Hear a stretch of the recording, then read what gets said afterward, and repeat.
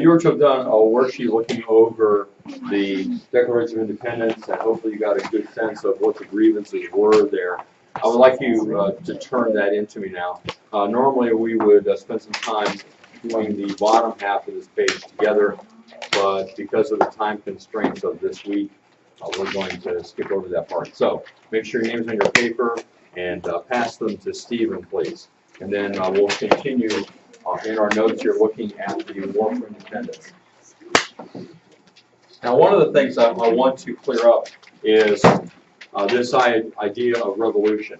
And even though the Founding Fathers used the word revolution to describe what occurred, they do not use the word or mean for the word to have the same meaning that we think of a revolution today.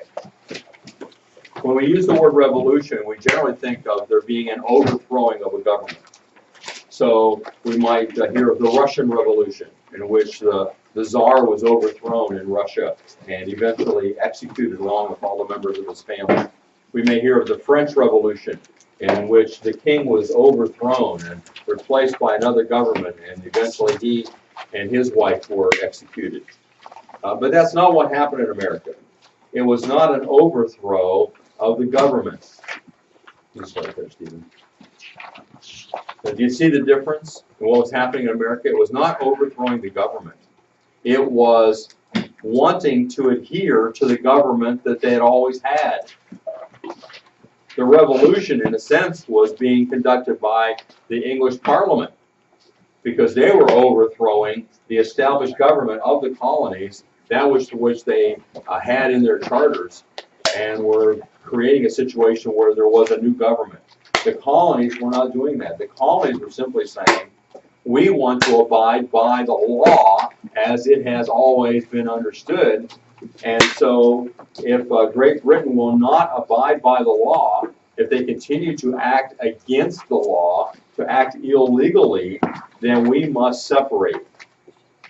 So it wasn't a revolt, it wasn't a revolution in the sense that we usually think of it, which is why I prefer to call it the War for Independence rather than the American Revolution or the Revolutionary War. Not that they didn't use those terms, but that they've come to mean something different for us today. And for a long time, I considered whether, if I had lived at that time, if I would have been a loyalist or a Tory. Because as a Christian, we're told that we are to obey the government under which we live. You know, in Romans 13:1, we're to obey the authorities over us. And it seemed to me for many years that the American colonists were not obeying the government that was over them. It certainly would appear that way, right? Until you understand that the government that was over the colonists was their own colonial government, their own colonial legislature, under which they had functioned for many, many years. So the usurper of authority was not the colonists, not the patriots. The usurper of authority was Parliament and Great Britain. So that puts it in a little bit different light, doesn't it? A little bit different perspective. Let me also let you know that many of the colonists were familiar with the writings of Samuel Rutherford. Now, Samuel Rutherford was a Puritan writer in the 1600s, and he had written concerning the procedure that a Christian should take if they are being persecuted, if the government is acting against them. And he listed 3 steps that he substantiated from Scripture as to what a Christian ought to do. The first step, he said, was to petition the government to change what they're doing, to appeal to the government to change. And that certainly sounds like a legitimate thing, doesn't it? We ask ourselves, did the colonies do that? Did they appeal to the government of Great Britain to stop doing what they were doing, to stop persecuting them as they were? Did that happen? You seem dumbfounded. Did it? Caleb says yes. Michaela says yes. Mohammed says yes. Can you give me an example? Caleb. Olive branch petition. The olive branch petition, right? That was a a very overt attempt to get the British government to stop doing what they're doing. And virtually everything that the colonists did was an attempt, up until actual fighting of the war. Up until the Declaration of Independence itself, almost everything they did was designed to get the British to stop what they were doing to them. The second step, Rutherford said, if it doesn't work to address the government, to petition the government, then the next thing you can do is flee. So petition is the first step. The second step was flee. Well, let me ask, what was the colonists' position in regards to the British government as to fleeing? What would you say about taking that second step? Why didn't the colonists take that step?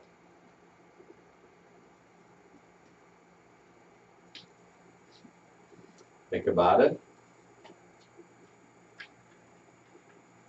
The answer is so obvious, right in front of your face. State the obvious. You might be right. Stephen? No, Where would they go? Because they already fled, didn't they? Most of them who came over to America from England are already fleeing from the government or from the church, right? They had fled already, and there's nowhere else to go. Because by British law, they're not allowed to go any further west.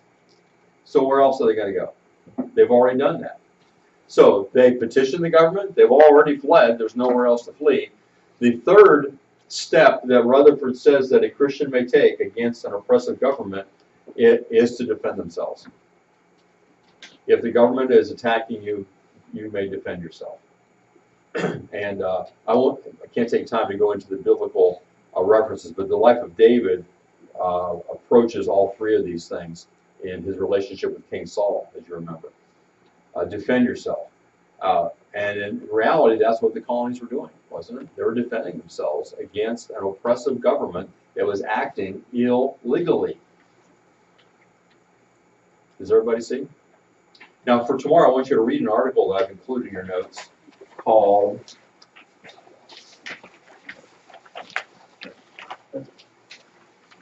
What American Revolution?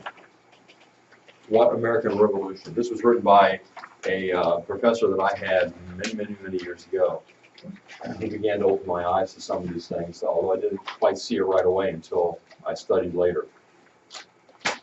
But hopefully that'll reinforce some of the things that I've said.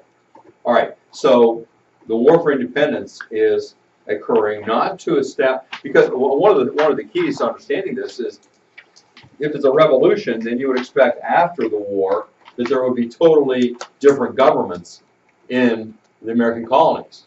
But what do you find? It's the same governments they had before. Now, they wrote some new constitutions to kind of tweak it, but the colonial legislatures were ruling the colonies just as they had previously. And many of the same people that were there before were there after. And so it was not a revolution in the sense that we normally think of the word revolution. All right, do you have any questions?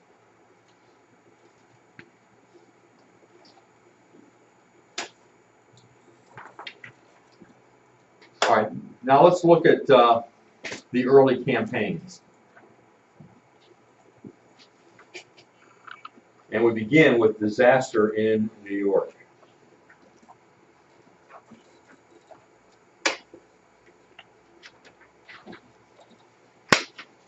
When the British left Boston, where do they go?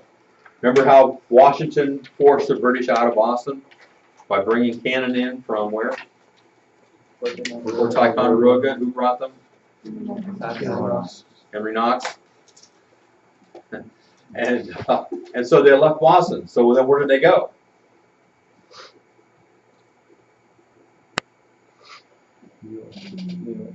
New York City, which was a great place for a Navy to have a base because there are islands all over New York City area and lots of water around.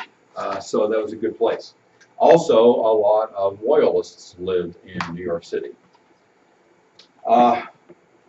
So Washington couldn't be satisfied with the fact that the British had simply left one city to go to another. He felt obligated to go down to New York City then and to drive the British out of there as well. And so he marched his army there, first of all, to defend the city from the British coming. New York City was indefensible. There were too many shorelines around the harbor and rivers. The ships of the British could just go a lot of different places, and how do you defend all that? It's really impossible. Abandoning the city to the British would have been the expedient thing to do.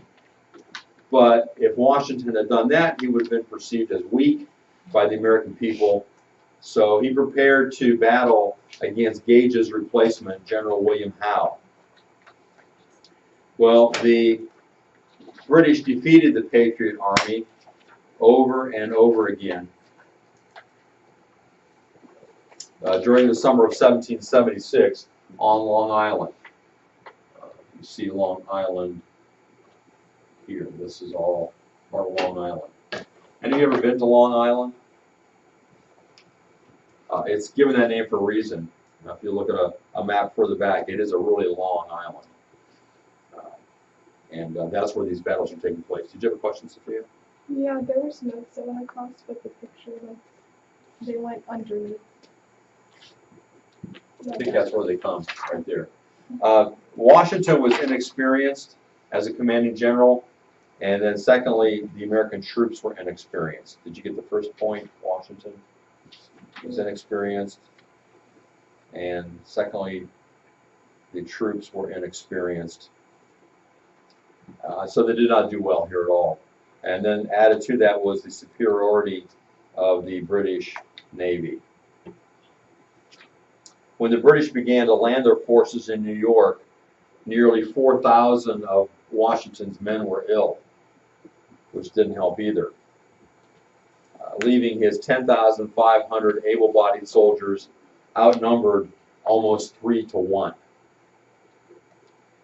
The British delayed their attack, however, allowing Washington time to increase his forces to over 20,000. While most of the Patriot forces were left on Manhattan Island to protect New York City. So here's Long Island, and Manhattan is here, I believe. About 7,000 of his troops were on Long Island in order to meet the first British assault. The assault was devastating, necessitating reinforcements and driving the Patriot forces back to their first line of defense near Brooklyn. So they're driven back this direction.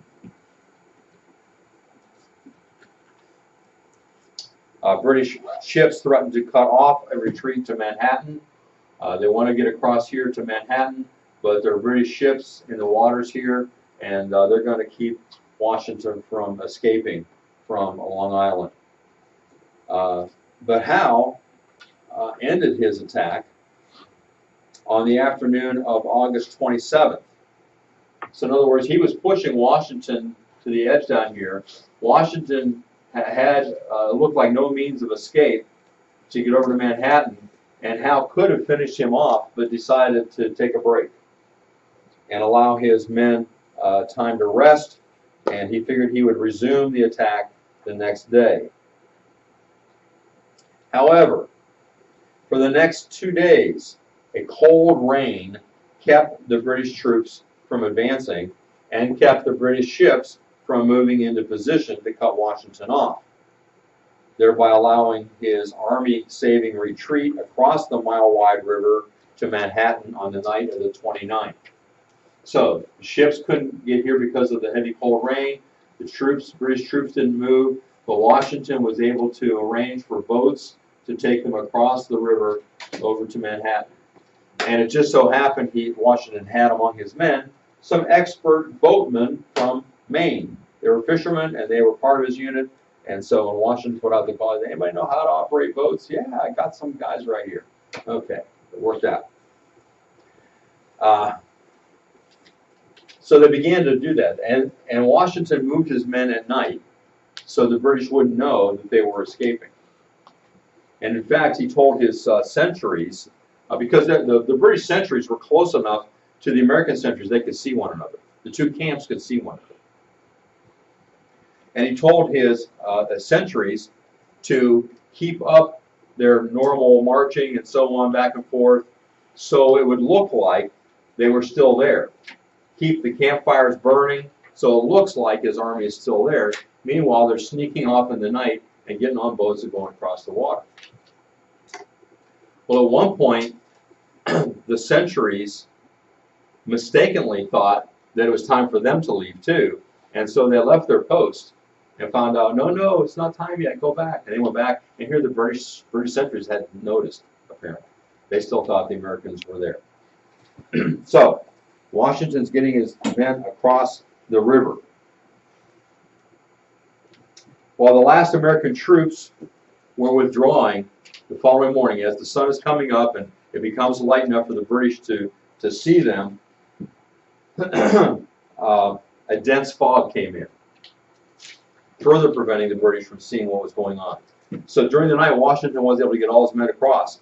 But in the morning, when they would become visible, and the British would see and attack and wipe out whoever's left there, a fog came in and again prevented the British from seeing, prevented the British ships from moving into position. And that allowed Washington's troops to all get across until the very end, when the British finally saw the last soldiers leaving. One of the last ones who was able to get off of Long Island said this: as soon as they, the British, reached the ferry, the British, when they saw what was happening, they started rushing toward where the boats were taking the Americans, the Patriots, off across the water. As soon as they reached the ferry, we were saluted merrily from their musketry and finally by their field pieces. But we returned in safety. In the history of warfare, I do not recollect a more fortunate retreat. After all, the providential appearance of the fog saved a part of our army from being captured, and certainly myself among others who formed the rear guard. You hear what he's saying? The fog was providential.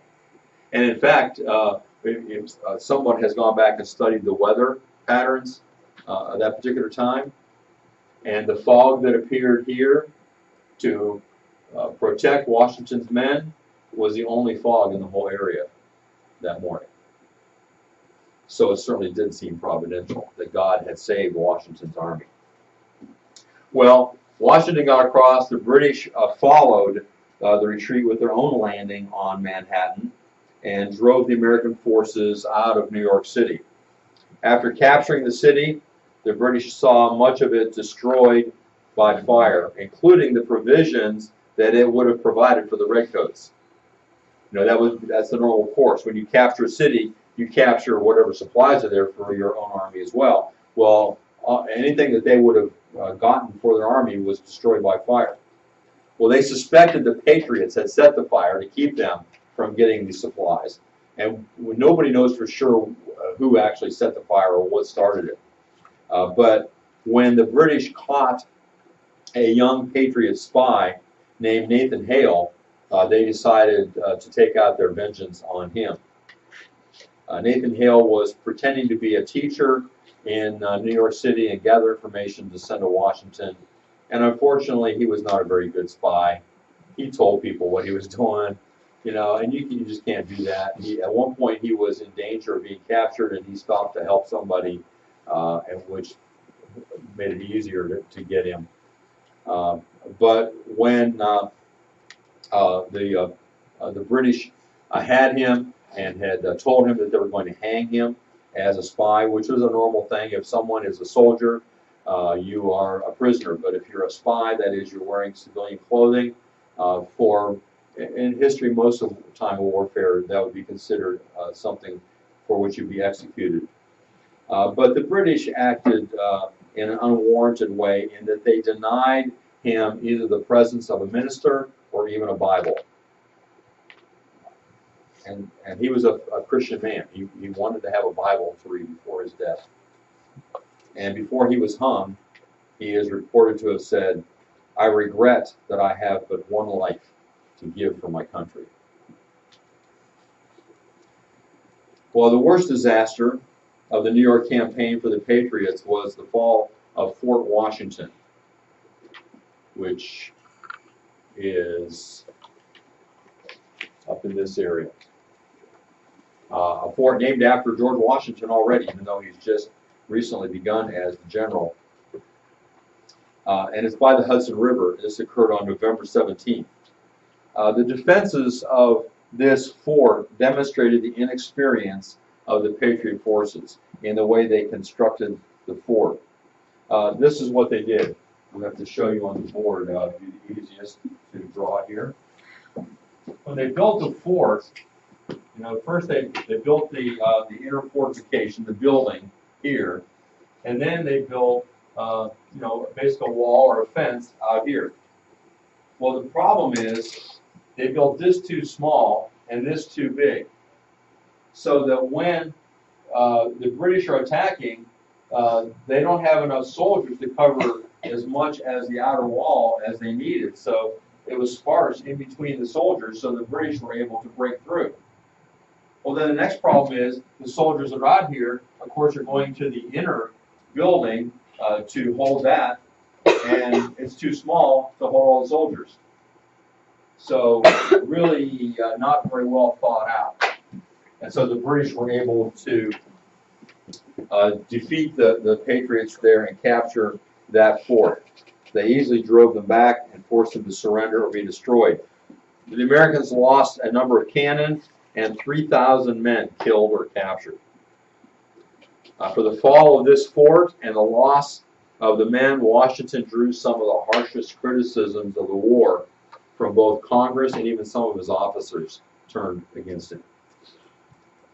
Well, the Americans were pushed into New Jersey.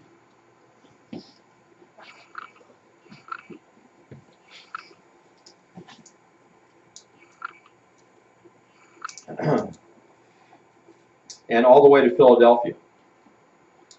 At that point, they weren't sure they could even defend Philadelphia, which is where the Continental Congress was meeting. And so they decided to move out of Philadelphia.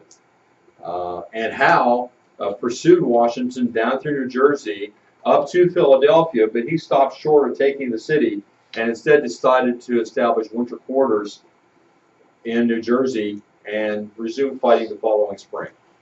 And that was kind of normal for armies, but he had a chance to take Philadelphia at that time and didn't.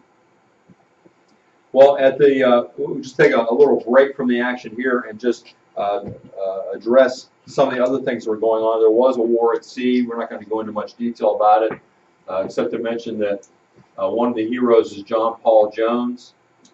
He took a ship over to England and was fighting against a British ship here in the English Channel.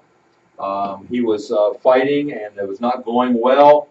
The British commander sent a message to him telling him to surrender, and John Paul Jones replied, "I have not yet begun to fight." His ship is going down, but he hasn't yet begun to fight. I mean, just the bravado of John Paul Jones in saying that. Well, things started to turn. John Paul Jones's men were able to board the British ship as they got close together, and were able to take the ship from the British. As their own ship was sinking in the water, they took over the British ship and captured it. So pretty cool what they were able to do. Here is a picture of another battle. This is the Battle of Lake Erie. Some of you may have seen some of the monuments up there of that battle. Because Lake Erie was very important because that's how you got supplies in from the north that come down into the western areas of Pennsylvania, even Ohio, and so on, and New York. So Battle of Lake Erie. So if you're interested in that, you can read. There's lots of information about that, but we won't spend any more time on the sea battles. Next, we come to Trenton and Princeton in a time of crisis. You can imagine losing battle after battle, how demoralized the Patriot Army had to be, and how Washington had to feel about his own abilities to lead. He had not been very successful. And to top it all off, the enlistment of the soldiers in Washington's army, their enlistment was set to end at the end of the year. So ostensibly, at the end of the year, at the end of December, he's going to lose a large part of his army because their time is up. So he needs to have them re-enlist. But, you know, are you going to re-enlist in an army that's getting beat all the time? You know, not likely. Well, at that time, Tom Paine had come over to the United States, and he wrote a series of essays entitled American Crisis. The first one was published on December 19, 1776, and it opened with these words. He said, "These are the times that try men's souls. The summer soldier and the sunshine patriot will, in this crisis, shrink from the service of their country. But he that stands it now deserves the love and thanks of man and woman." Encouraging words. Washington had this essay read to his troops at Christmas, 1776. But they needed more than encouraging words. They needed a victory. And so Washington plans of how he can come up with a victory. And that is at what would turn out to be the battles of Trenton and Princeton. Washington decided that he would cross the Delaware. He was over in Pennsylvania. He would cross the Delaware River on a Christmas Eve so that he would arrive in New Jersey Christmas Day. And he knew that there was a regiment of Hessian soldiers stationed in Trenton, in New Jersey. He also knew that being Hessian soldiers and German, they liked to celebrate Christmas. And they liked to celebrate it by drinking lots of beer. And so he figured that they would have been celebrating Christmas Eve, and into Christmas Day, they would not be in any condition to do fighting. And so his plan is, we're going to cross the river at night, and then we're going to march on this Hessian outpost in Trenton on the next day. Well, they proceeded to do so. This is a painting which is not real accurate, but it does show ice in the water. It was icy. More importantly, it was sleeting, freezing rain, and sometimes snow during that night. Here's, I guess, the same painting, a little bit broader. Here's some other paintings that have been done to demonstrate what was going on. This is probably a little more accurate, as the soldiers had to assemble on the Pennsylvania side during the night, waiting to be transported. It was cold, and it was sometimes sleeting, sometimes snowing, and they just had to stand there and wait for their turn to go over in the boats.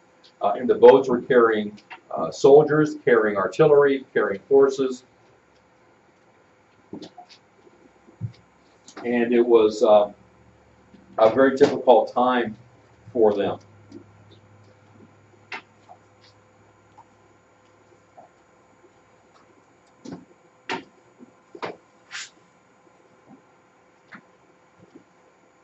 Here's another painting that has been done to try to show how they're keeping warm with the campfire and so on.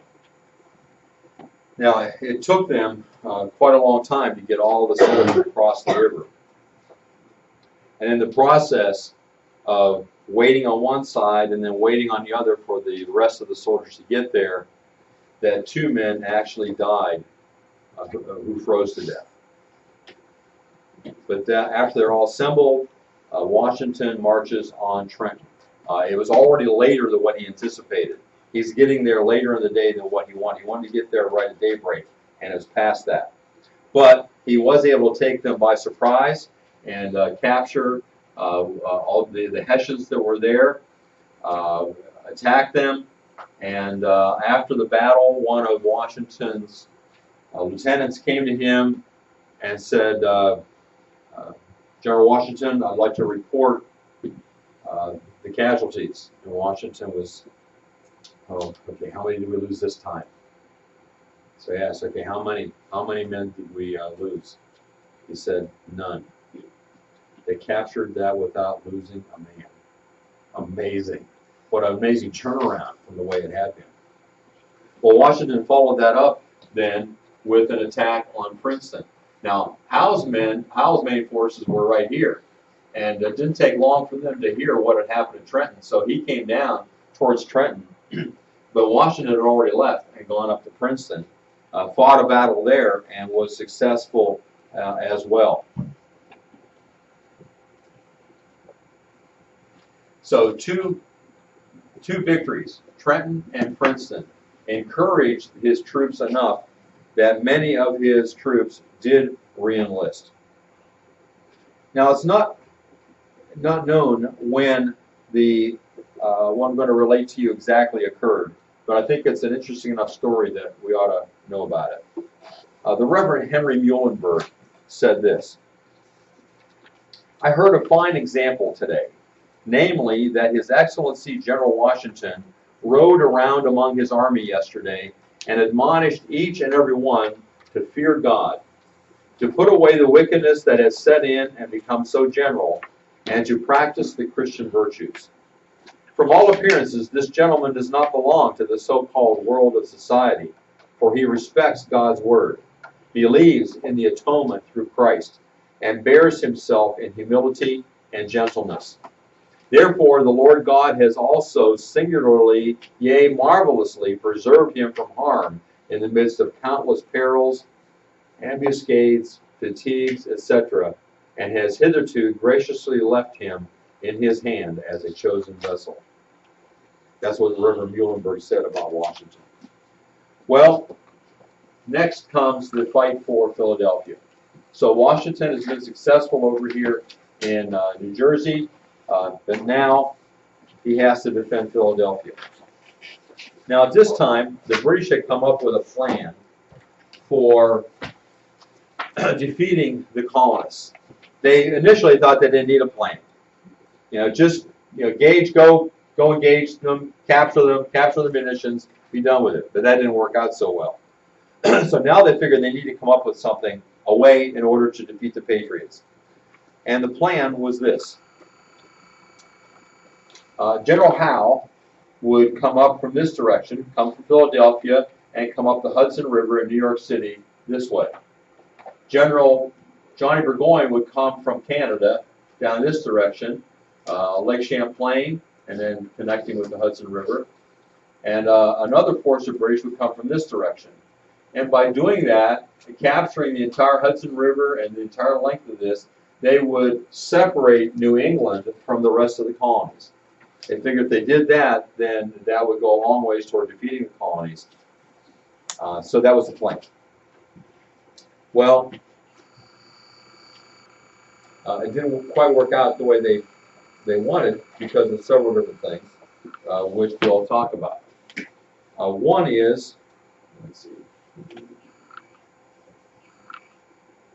Let's go back to this.